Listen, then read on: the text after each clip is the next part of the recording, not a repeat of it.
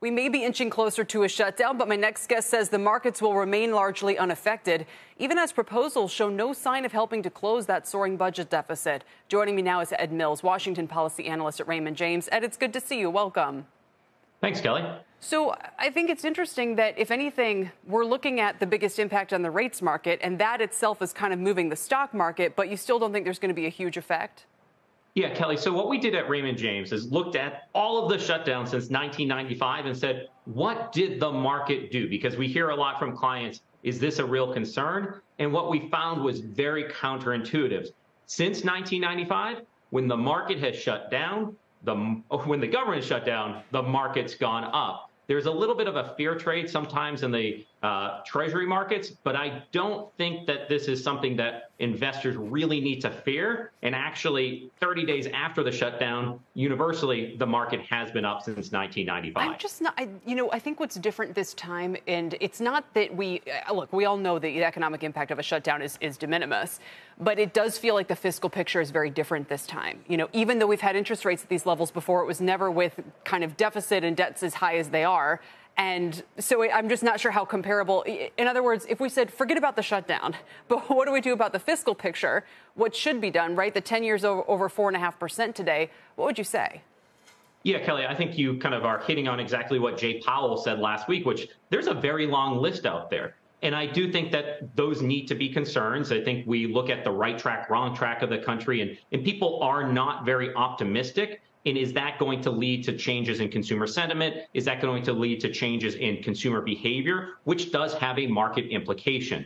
I know that there's a lot of conversation about student loans. That is a potential headwind here, but beneath the surface, there's so many changes to the way in which we'll pay student loans that the resumption is a lot less than what I think people think. So absolutely tons of headwinds here, Kelly. I just think that they're less than what people want to tell the story they actually are.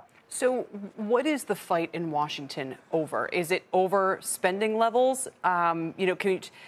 We know that the deficit this year was much higher than expected, about $2 trillion. It looks like we're closing out double what we had last year. What's it expected to be for the next 12 months? Yeah, it's only going higher at this point. When we look back to the debt limit deal, that didn't actually cut funding. That actually reduced the increase in funding. In the background, you have the Inflation Reduction Act, you have the CHIPS and Science Act, you have the bipartisan infrastructure bill, all adding to the fiscal support that's out there. Most of that money hasn't even started to go out the door. We have a 10-year runway on most of that still to come. The fight that you ask about really is within the House Freedom Caucus. There's a group that are not happy at the direction in which Speaker McCarthy is leading his caucus, right, and they want to have the fight. The problem there is they don't have a specific ask. They know that they might want to shut down the government, but they don't know what's next. So that would be my question for, as we follow this along. And dissatisfaction with the speaker, interpolitical things, they're mildly interesting, not hugely so, but is there going to be a specific fight over a specific amount of spending, or over, are we at that stage of this yet? Is that really a factor here or not?